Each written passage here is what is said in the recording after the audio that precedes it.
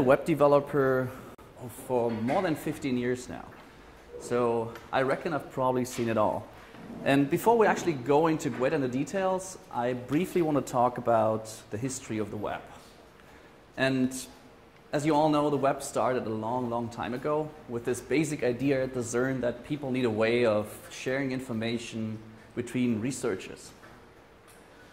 And kind of photocopying papers and sending them around in the world was not the best thing to do that. And there was one brave person, Tim Berners-Lee, who actually went ahead and built something out of that. And the good thing is, while building that, he actually made it open and available to everybody without any fees. So, but his main concern was actually sharing documents. And that's where we started off with the web. And if you look at the HTTP protocol, it somewhat shows that. Because all the verbs in the protocol, like get, put, delete, and how it actually works is more about I want to get a resource, I want to update a resource. It doesn't have really anything to do with interactive applications, or does it? Well, it takes some time for us to actually grasp what you can do with something very simple. We need kind of a way of getting things to know, experimenting with it, and from time to time we actually do a major step forward. And one of these major steps was actually when people started realizing that they actually do not need to have static documents on a server, that they can just be generating these documents on the server. And that was like the first major step. And you know, we all had the 2000.boom thing that crashed and burned. But there was a whole era of server-side HTML rendering and great frameworks to go with that. And if you fast forward to something like around 2005, lots of people relying on the web for their daily work. And this was massive at the time. So, but there was still a difference between web applications and actual native applications at the time. Because in a web application, you always had to go to the server for the next UI. So every click had to go to the server. So it was much, much slower, much, much cumbersome to do anything on the web at that time. But there was some really small thing called JavaScript. And in 2005, 2006, most of the people thought of it as just being a joke of a language with so many quirks. There wasn't even a debugger in 2005 where you could debug JavaScript. People writing JavaScript at that time, their debugging was basically window.alert. And if you compare that to something like a debugger in C, Java, or anything, it was just a toy at that time. But that toy kind of grew really, really, really big in a really short amount of time. So there was this big rise of JavaScript somewhere around 2005 and 2006. People discovered there's actually a good language hidden inside of JavaScript. And I'm not saying this because I work today for Google. I seriously think that's true. Google basically changed people's perception of what's possible on the web with two major applications.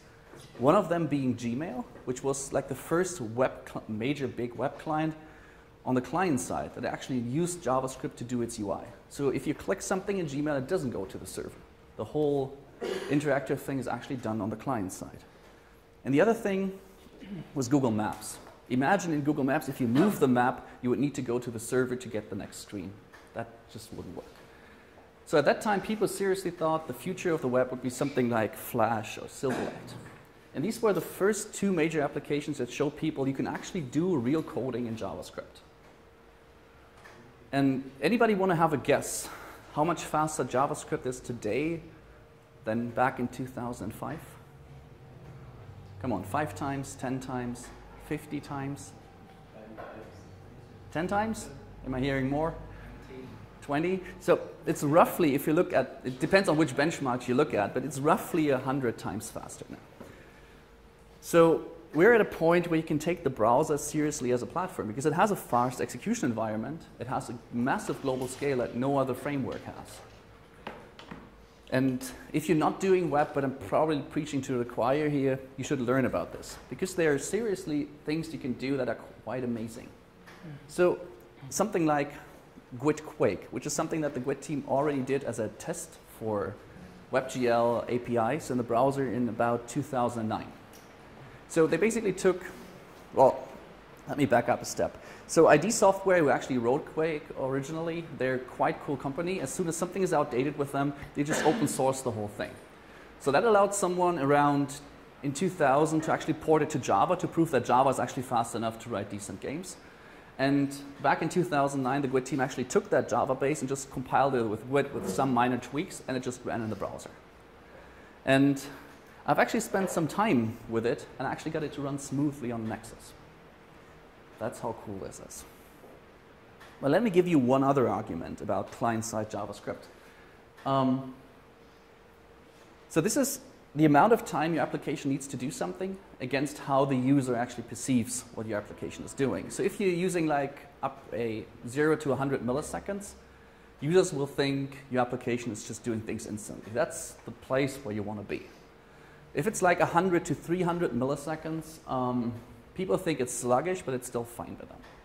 It's still a productive application to use. If you are in the group like 300 to a second, people click on it, but they mentally start thinking about something else. So it's quite distracting to work with an application that's working like this. If you're in the group like more than a second, people really start thinking about different things. And if you're in the group like more than 10 seconds, they click and they close your window for a while and they come back later. So that's where you never want to be. So as you can see from this, latency is a huge deal. And you can deduct from that, you already have a network latency which is probably around like 50 to 100 milliseconds. So if your rendering for the next UI is actually on the server, you're never going to be in that category of 0 to 100 milliseconds. You're lucky to be in the category of 100 to 300 milliseconds. You have to do everything right engineering-wise.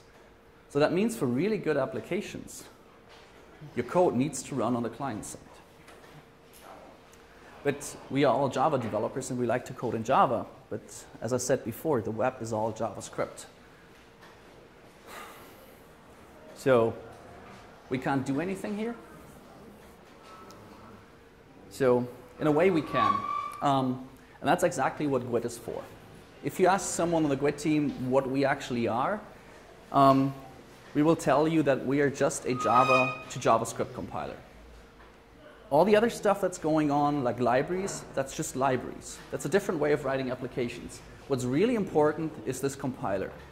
And this compiler is used aroundly by 3,000 Googlers every day to do their basic work. And we're writing a huge amount of projects with that. On the list being Inbox by Gmail, AdWords, AdSense, the new Google spreadsheet, Wallet, Groups, Shopping Express, and so on and so forth. Externally, it's a whole different story. It's roughly about 150,000 30-day active developers using this. So it's huge. It's more than 20,000 unique domains, and it's used by probably any major corporation out there, being Apple, Amazon, Nike, any banks, or healthcare. What I think is really bad, it's even used by the NSA. So that Prism stuff is actually coded in GWT. So we as a community could be thinking to put it backdoor into now. Well, don't think about it. So let's put ourselves back into that position in 2006 when GWT started. So in 2006, there weren't any real tools on the web to write really good client-side applications. And GWT said, well, we want to bring really good engineering from the Java side of people to the web. We want to enable Java developers to write really great client-side web applications. But if you think about it, in matters of how fast the web evolves these days, 2006 makes GWT a really, really old man. Like many of the frameworks that we know today haven't been around in 2006. There's been no jQuery, for God's sakes. So most of the stuff that was around in 2006 doesn't exist anymore. It's just not there. So let's see how this old man is actually doing. So some people are claiming that GWT is actually slow. Because you're writing in Java, it must be plagued with boilerplate in there, and it must be packed down. So what if I tell you we are actually the fastest? And we get some benchmarks to actually back this up. So this is the Box2D benchmark. This is something that Joel Weber, one of the people that actually started GWT, is doing every year. He's basically taking this physics benchmark and porting it across all different kinds of languages, starting from C to, I don't know, Haskell, something really exotic. And then he measures performance. And as a baseline here, we have somewhat the JVM. You're not going to be faster than the JVM because the JVM has been optimized for a whole lot of time. But if you actually take a look, the JVM is something like 3.1 milliseconds for a frame in there. I'm sorry, it's not really, brightness-wise, it's not really, you're not able to see that really good. But I'm just going to call out the numbers for you. GWT is somewhere at 6.7 milliseconds, which makes it twice as slow as the JVM. But look at the counterparts. If you look at JavaScript, it's at 7.9. So it's actually slower. If you look at the Dart VM, it's at 8.1, making it slower. If you look at Flash, 9.5. If you look at another big transpiler to JavaScript, Dart2JS, they're actually at 15 milliseconds. So performance-wise, we're doing really well. We're seeing the same thing across different benchmarks.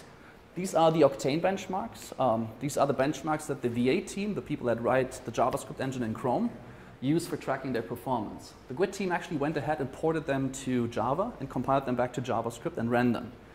So when we did this at first, like a year ago, I was quite surprised because we weren't doing too well in terms of performance. But then we worked with the V8 team, we did some tweaks in the compiler, and now all the benchmarks in GWT are as fast as JavaScript, most of the time actually faster. So writing stuff in Java is actually faster than writing it in JavaScript by hand. Well, I'm not saying you couldn't do it by hand if you put enough effort in there, but the compiler is really good at optimizing. That's quite strange if you think about it. So why is the compiler able to output really fast code? Well, the story behind that is JavaScript engines like V8, they're looking for a certain kind of structure. You probably, if you heard some kind of JavaScript performance talk before, you heard about hidden classes, which is basically V8's way of finding out the structure of your objects and then actually writing native code assembly for that object. So if you think about it, a Java class will not change at runtime. So if you output it properly, you already have a perfect hidden class. And that's exactly what the compiler is doing. So it's outputting the code in a way where it's very easy for V8 to optimize and understand. But it's not just about runtime performance. Because on the web, you always have to download the JavaScript first. It needs to run on the client. So output size really counts as well. And that's been something that the GWT compiler has been really good at all the time. So we're actually, by a far margin, the smallest. And you can probably do this by almost any benchmark. So this is the box2D benchmark in terms of size. I put in C. Nobody in C really cares about the output size, but C is running at 190. Then there's handwritten JavaScript at 230. There's Flash at 100. There's Dart2JS at 150, and then there's GWT at 85. So we are really good when it comes to optimizing for size. So in terms of a compiler, we have really, really strong fundamentals.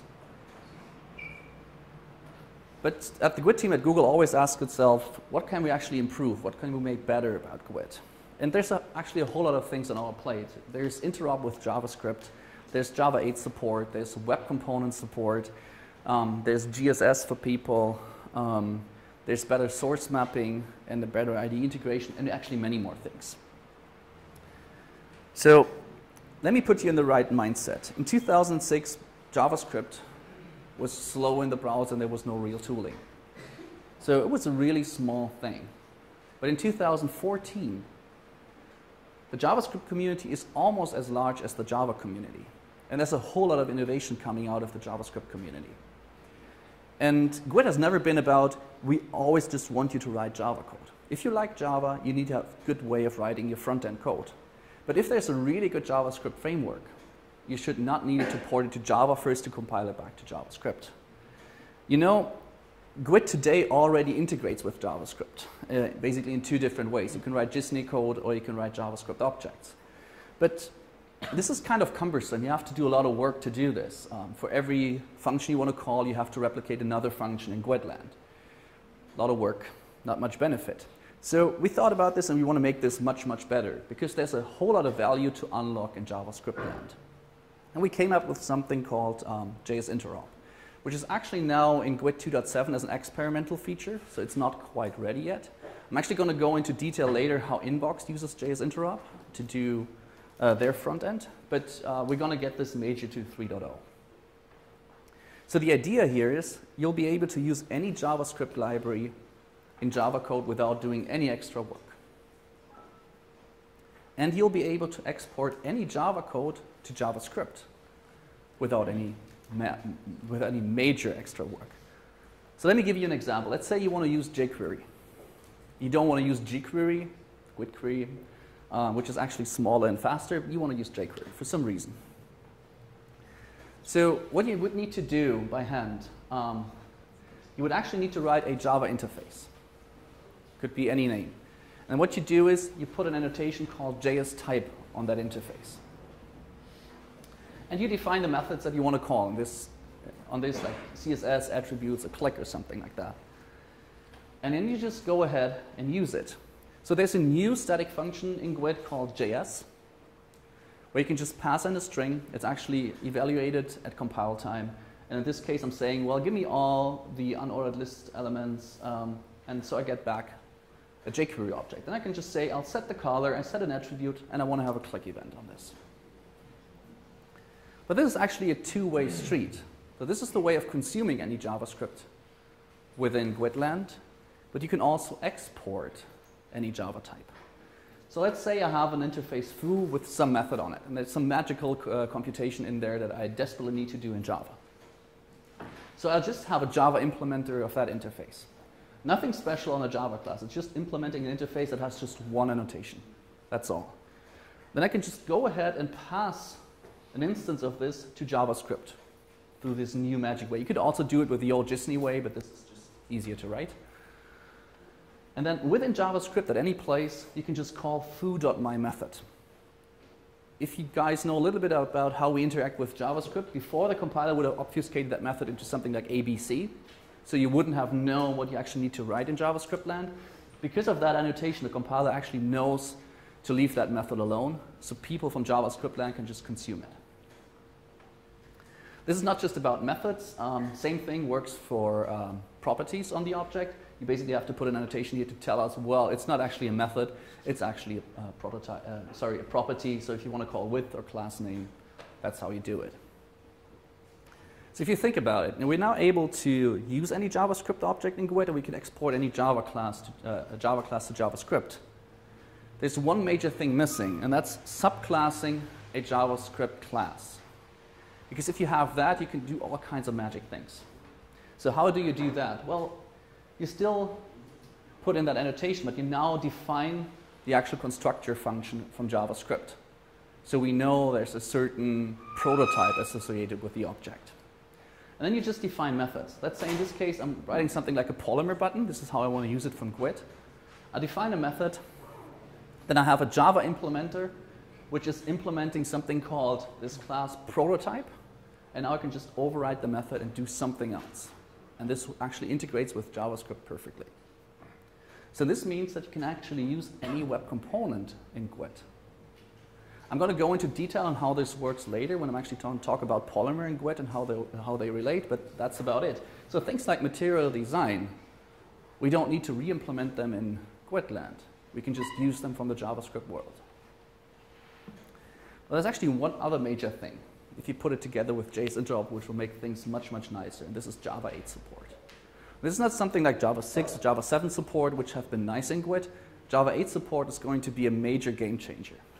Because you will be able to write something like this. You can just say button add listener, click, and pass on a lambda. Or do something like fruits for each and iterate over them and just do alert with them. So really, really terse code. And I really like this slide. So this is the thing in Java, and this is the thing in JavaScript. JavaScript people always accuse Java people of having really code bloat. So which one's smaller? I really like that slide. We're also going to have this new magic JS function where you can just pass in a string. Here I'm saying, well, give me an input element with the ID credit card and give me its value. This is how I get it back. Or I can say, give me the button with the ID that I'm going to compute at runtime, and I have a button instance in my hand. Or I can completely pass in any parameters. I could even do hello world. So it's an arbitrary number of parameters with this magic function. Important thing here, this is not something like eval or something. We actually parse this AST backed at compile time. So we'll actually be able to optimize into these calls as well. You'll also be able, with Java 8 syntax, to define arbitrary arrays. So if you want to have an array of strings, you can just do foo bar bas with strings, and it actually compiles to an actual definition of a JavaScript array. This will make interop between JavaScript and Java land much easier because there's no more magic to these kinds of arrays. They're just pure JavaScript arrays. Same thing for integers or even for mixed arrays. So if you put Interop and Java 8 together, having these nice APIs with lambdas and so on and so forth, you basically are able to end this discussion between should I be using GWT or should I be using Angular? Or should I be using GWT or should I be using Backbone, Ember, jQuery, or whatever? Because you can now use something like Angular directly in GWT without us doing any extra work. So you can use the stuff you like, something like Angular, within the language you like. There's no need to choose between the two anymore. But you somewhat have to handwrite interfaces, don't you?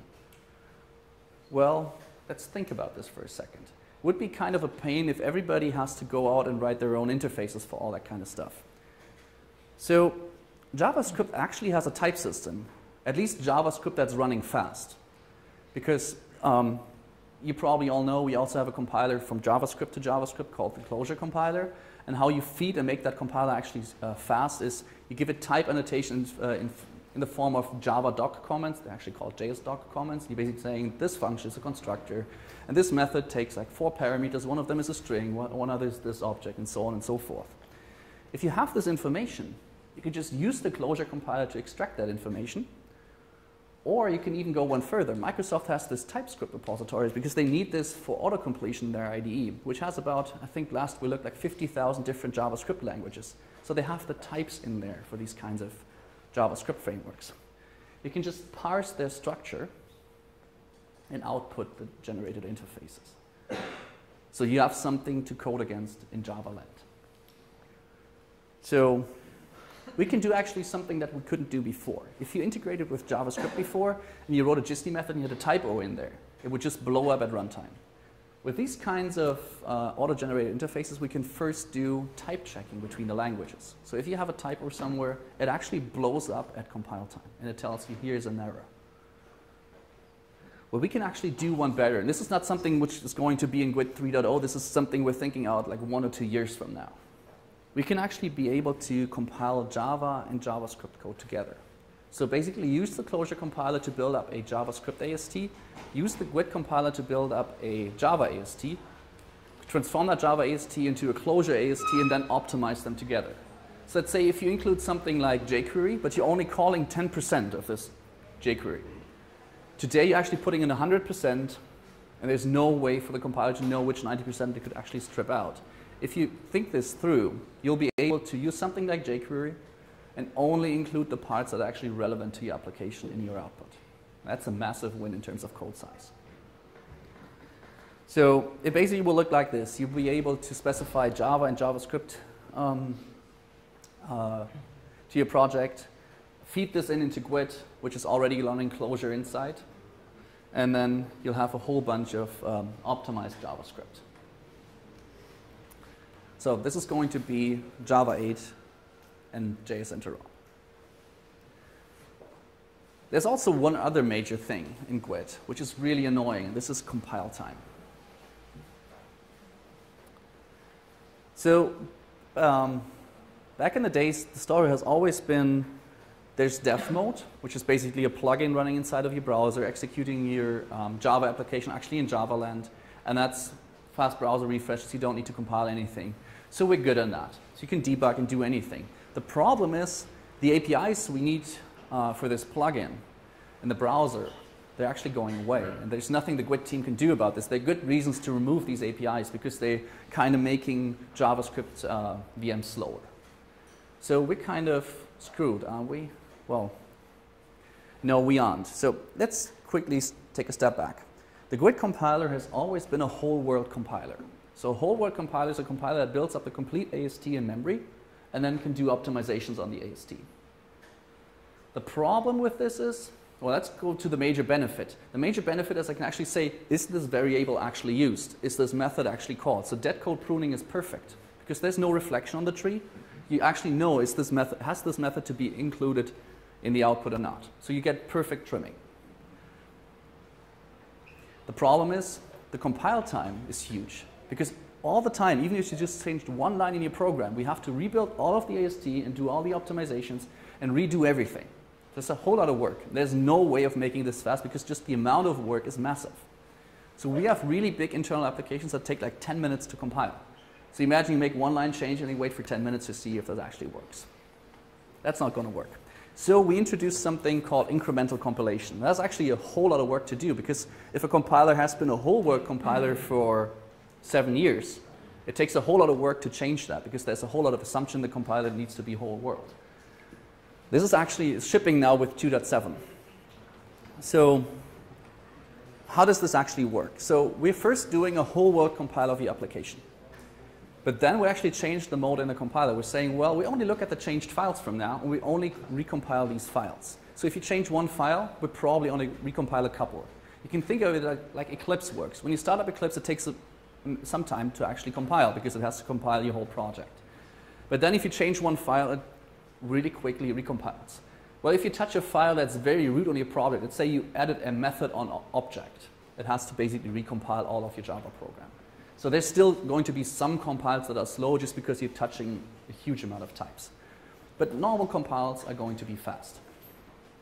And this actually yields a massive speed up.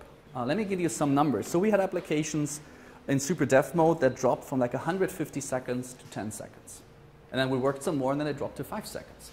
So your applications, which are not nearly as massive as the internal applications we have, are probably going to be in the group like less than 1 second, in worst case, less than 3 seconds for a recompile. So you don't even notice that recompile anymore. Because you don't notice, we actually put something into GWT 2.7. If you just hit reload, we just recompile. If you haven't changed anything, we detect that in a couple of milliseconds, and we just serve up the same JavaScript. If you've changed something, well, let's say the mGWT showcase, which is not a small application, it recompiles in 500 milliseconds. So you don't even notice. The actual serving up of the JavaScript and loading it in the browser, that's actually slower. So this is included in 2.7 and actually replaces dev mode by default. So if you don't do anything with GWT 2.7 RC1, it will actually just bring this up. So let me quickly go over this. What's important to know about it? So it always compiles a full class. So think about this. We have your program, and we start from your entry point and discover, oh, this type is available. Then we call into this type. This type is now available, and so on and so forth. An optimized compile will actually just go method by method and type field by type field. So you actually get the smallest amount of output. An incremental compile actually says, well, if you touch this class, I'm going to compile all of the class, because you might change your program later to actually make another type or field available in that class. Because of that, if you have classes that actually contain invalid code for the GWT client side, and they worked before in optimized compiles, because we only went method by method, there might be errors showing up. It's a very rare thing. Internally, we had a couple of, 10, 15 places in all of our code base where this showed up. But just be aware, we're compiling all of the class. So if you have invalid code that you didn't touch before on the client side, you might see an error, and you have to fix that. And there's actually an annotation, GWT incompatible, to just lock out certain code, and we ignore it. Basically like we did before. And it doesn't do any kinds of optimizations. So all the optimization passes, they would take time compiling, so they're completely turned off. That makes the output of JavaScript larger, of course, because no optimizations makes it bigger. This can sometimes, for really huge projects, this can be a problem while debugging, because now the JavaScript just gets massive. So we actually started working together with the Chrome DevTools people and improving the DevTools. So some of that stuff already is in Chrome 38, because we have lots of internal people depending on this being a really good debugger. But many of these things are probably going to be Chrome 40 and beyond. So we're kind of fixing bugs right now. Things like you have 100 megabytes of JavaScript, so the thing doesn't blow up, it just works. So I think in the Chrome Canary, we are already there. Lots of things fixed. I'm really thankful to the nice people on the Chrome DevTools team helping us out so greatly. But we want to get it to a place where this works really, really well. So if you find an issue with the Chrome DevTools, please let us know about it. We want to make sure that this works perfectly. So there's already a new parameter shipping in GWT 2.7, which is experimental, which is kind of an intermediate step. It's called -method name display mode. And if you pass it abbreviated, you can actually, there's different ways. In Chrome DevTools, suddenly, instead of JavaScript stack traces, there's suddenly Java stack traces. In all the different places where you do profiling, there's suddenly Java methods showing up. So this already works. This actually increases code size. This is why it's only experimental. If your application is already very large and already hitting the top, you probably don't want to enable it, but you want to toy around with it.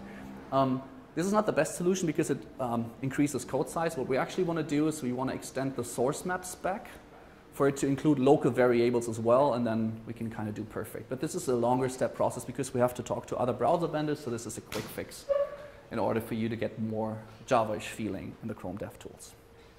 As I said before, this is shipping as default in 2.7. If you find any problems with this in the RC1, please let us know. We want to make sure that this works for everybody.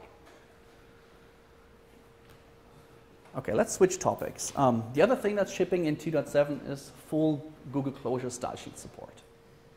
So who knows what GSS actually is? I got the right slides with me. So as people coding, we're always striving for dry code, so don't repeat yourself. But if you look at the CSS, it's a mess. Because CSS misses certain things to actually be able to write dry code. For instance, you have to repeat tokens in the CSS all over the place. You cannot express any derived parameters. Say something like, oh, this is red, but I need it to be a little less red. You can't say that in CSS. And you can somewhat duplicate common code blocks. I need a background, and then I need all this common thing for making it work across browsers. And GSS exactly addresses these things. So it has variables, so you don't need to repeat anything. It has functions, so you can express a derived value, and it has macros. So I don't have any time to actually go into the details of GSS. There's a good talk from me last year on GWT Create together with Julian, who did all the GWT integration. It's online on YouTube. If you go to gwtcreate.com and click on the 2013 links, there's a video of us giving the talk that gives you a better idea on GSS. So first of all, GSS is an extension to CSS. You write GSS and you compile it to CSS. So quite straightforward. It adds variables, conditionals, mix-ins.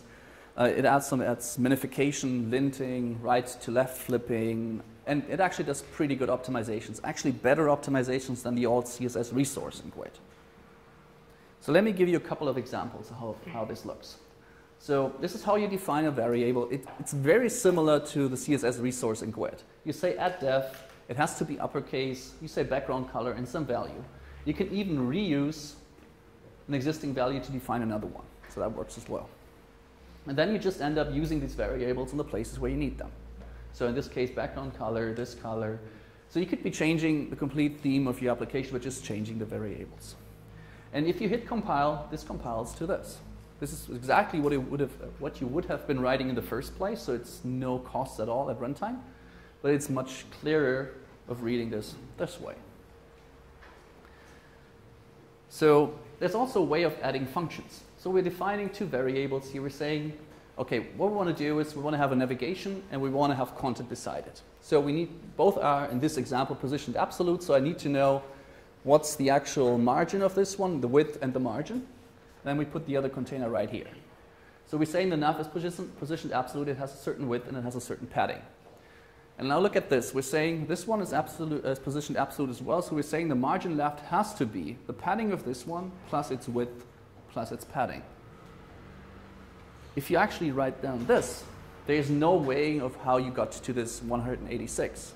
And someone updating the style sheet is likely going to miss that, and you get a slight error, it's not rendering properly. But if you express it like this, it's very clear where this is actually coming from. This is just a very basic example for a function. You can do much better things like deriving colors, or you can even write your own functions if you need to. So there's lots of pre-built functions. I think it's reckoned it's like 30 different functions. But there's an interface you need to implement in Java code, and you can write your own function. Works as well.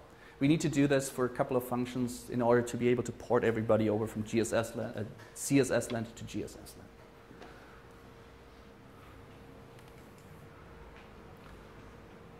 Then there's different mix ends. So I can have a couple of attributes that I'm defining here, and I can reuse them really easily here. Works as well. You can do the same thing with backgrounds. And it just compiles the actual values. So there's a huge difference between having these lists of backgrounds everywhere, just defining them one time in a mix end and just reusing them. So how do you actually migrate into this stuff? First of all, it's experimental in 2.7 because we at Google haven't migrated fully on it yet. So all of the JavaScript land at Google is actually using this. and we want the GWT LAN to use the same thing, but there's lots of applications internally, and we have to make sure that they still work. So we're still working on that. As soon as we've ported everybody over and it works for everybody, we're going to call it mature, but we actually think it's quite good for usage right now. So you turn it on with a flag, and then you do automatic conversion for CSS. So let me quickly go over this. You turn on the auto conversion, and you fix possible errors. So what this does is, it looks at the file extension, and if it's a .css file, it runs a converter and converts this file to GSS, and then feeds it to the GSS generator. If it's a .gss file, you're already done. It doesn't do anything magic beyond the covers. So you cannot mix them on one interface. So if you're lining up a couple of .css and .gss files on the same attribute, it doesn't work. It has to be all CSS or all .gss.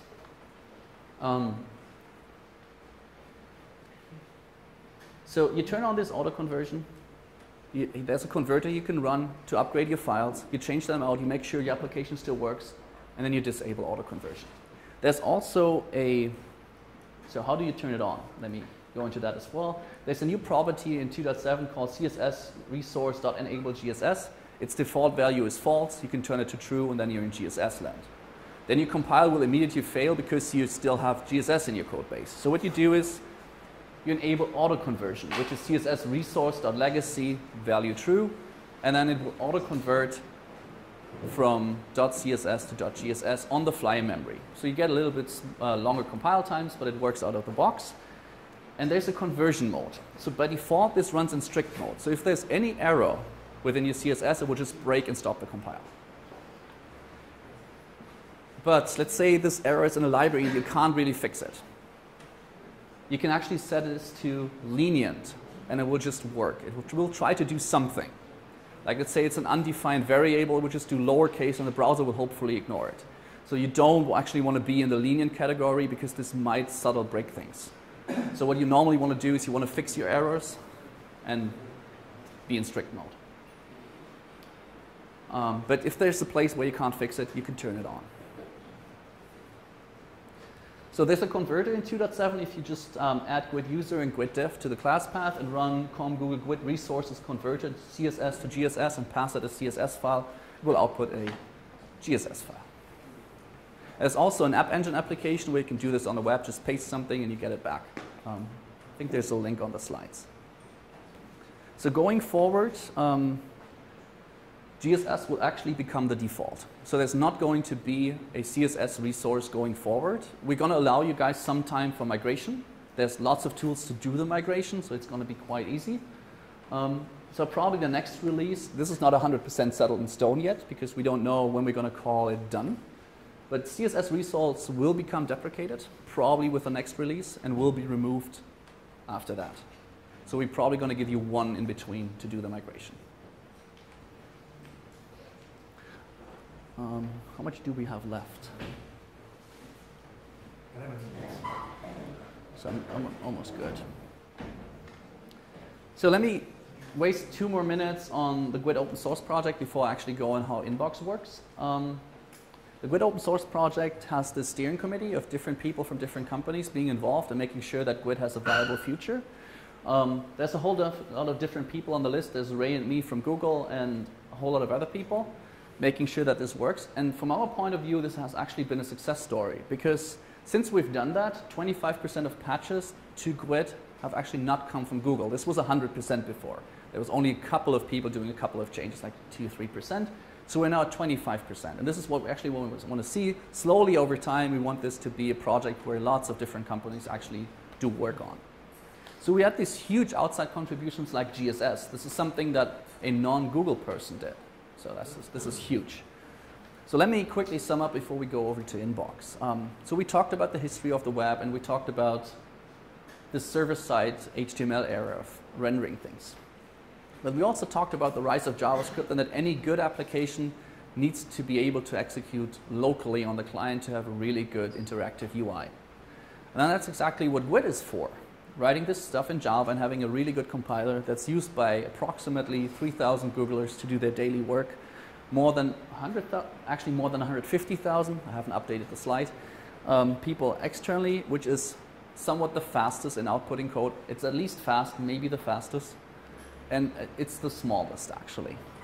And there's major new things coming, like JS Interop, which is going to put people in a position, there's no discussion between, should I be doing GWT or this kind of JavaScript framework?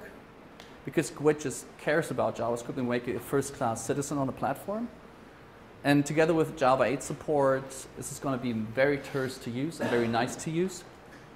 There's GSS support, shipping in 2.7, and actually many more things. So if you're interested in getting involved, there's a couple of links on the slide. Making GWT better actually tells you how to do patches. They're very friendly and very helpful. And you should also be reaching out to the Google Web Toolkit contributors list, which is the place to discuss any changes to GWT. Because before you're actually doing a whole lot of work, we want to make sure that your work doesn't get wasted, so reach out to us. We're very friendly and very helpful. If you want to hear more, we're going to do GWT Create early next year again.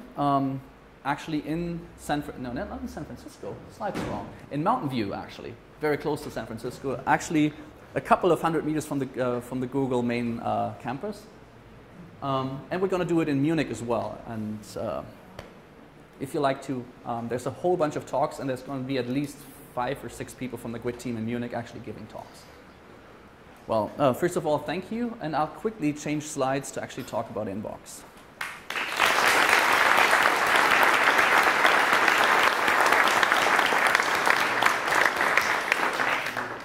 How am I doing?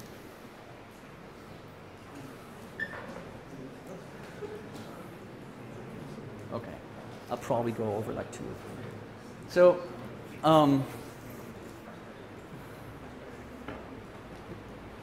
working on the GWT team, I'm very excited that the next version of Gmail is actually using GWT. This is a major deal for us as a team. And we're really excited about this. No way, I don't need to reintroduce myself. I wanted to talk about Gmail using GWT for such a long time because my Gmail had an inbox for a long time. But I have to put you in the right mindset before I talk about this. So keep in mind, for Gmail, there are 3 really important platforms. There's, of course, the web, there's Android, and there's iOS. And these platforms use different programming languages. I'm not telling you anything new. It's JavaScript, Java, and Objective-C. And of course, you could be saying, I'll just write once per platform. That could be a solution to bringing Gmail to everybody. But it would be hard to actually keep your clients in sync. You want to have the same features regardless on the platform. It should just work for everybody. And you would actually have 3 times the amount of work to do. So that's not a clever thing to do, obviously. You could also be saying, well, I'll just go ahead and use the web everywhere. That's something I would like. But the problem with that is Inbox wants to be as polished as possible on every platform. So let's say you have to run on an old Android phone with this old, crappy browser in there. You can't really polish your UI, so the web's out. Because this UI has to be no compromise at all. It's millions, literally millions and millions of users on any small device. Because if you're up, I don't know the actual numbers on Gmail, but it's probably more than 700 million or something. So there's a lot of users. So you care about these old phones as well, and they have to have a slick UI as well. So you kind of have to ask yourself the question, what's the middle ground? How do I get as much code sharing as possible between the platforms while still being able to polish every platform so that it's perfect? So what you do is you build native per platform, but you share as much as possible. You could be writing everything in JavaScript and trying to pull that off. The problem with that is it doesn't work great on mobile. There's a performance cost for that. Well, you could be saying, I'll just write everything in Objective-C. It's C, it must be fast. But the problem is, no. We don't really need to discuss why that doesn't work. But there's one serious contender. How about I write everything in Java? Then it just runs on Android, which is a given. And there's actually a really good compiler from Java to Objective-C at Google, the J to Objective-C compiler. And of course, there's an excellent compiler at Google compiling to JavaScript. So if you have really, really good compilers, you can pull this off. So let's talk about these briefly for a second. GWT for us is mostly a compiler, as I said before. It's compiling Java code to JavaScript, and it needs to be really good in terms of performance. We just talked about this. And these strong fundamentals in terms of code size, they're really important to Gmail. So you probably don't know J2 Objective-C, so I'll give you a really brief, small introduction to that. Let's say I have a Hello World class in Java, looking like this. So I just have a static main, which just prints out Hello World. So how do I get this into Objective-C land? So what I do is I call J2 Objective-C hello.java. And what that does, it transpiles that to a hello.m file. It's tough to read, but it works, trust me. So what you do then, you call J2 Objective-CC on that M file, and it compiles it. And then you basically run it, and you get your hello world. Okay, but that's on the console, not on the mobile device. Well, it works on a mobile device as well. Okay. So what's really important now is you need common Java libraries, because the only code you can write is the code that uses the Android Java emulation, the GWT Java emulation, the J2 Objective-C emulation. If there's any difference in there, you can't write that code. So we cared about making these kinds of emulations very conforming to each other, and there's actually a whole lot of work to do that. But now, since Inbox actually uses this, they're in a very good shape. So how does Inbox actually work? So Inbox got a whole lot of logic, because it's offline by default. So if you unplug your network cable, if you shut off your Wi-Fi, it still works. You can still search, you can still write emails. It will just sync back like Google Docs once you get offline. So you can imagine this is a full-fledged client running on the client side. It does syncing with the server if it's online, but all the logic is actually there on the client. So that's a lot of logic. And all that code is actually written in Java, because it needs to be shared across these three clients. And if you actually drill in the numbers, if you drill in the numbers, this comes out, depending on the platform, by 65 to 75% of code reuse across platforms. So this is not something that's, I have 20% in here, this is major. And JS Interop is a major thing of that story, of actually making that happen. Because you remember, you'll be able to export any Java type to JavaScript. And that's exactly what we're doing in exactly this kind of workflow, where you have an interface, you put in the JS type annotation, you implement it with a Java class. That's the normal implementer. There's nothing different on that implementer, so you can just run it on Android, you compile it to Objective-C, you use it on the web, and it just works. And especially JS Interop working together with Closure. Because what we actually do here, we have a special linker which looks at the output from the GWT compiler and adds type information for the Closure compiler. So you run GWT, you get a Closure module, and you feed that Closure module into the Closure compiler with the rest of the front-end code, and it optimizes together. So it kind of looks like this. There's a little extension on there, which we haven't published yet. You're basically declaring a namespace on the JS Interop, and you're saying, export this type for me. And now you know this constructor needs to be exported. And what the compiler in GWT actually produces looks something like this. You say goop.provide this specific package, the type foo.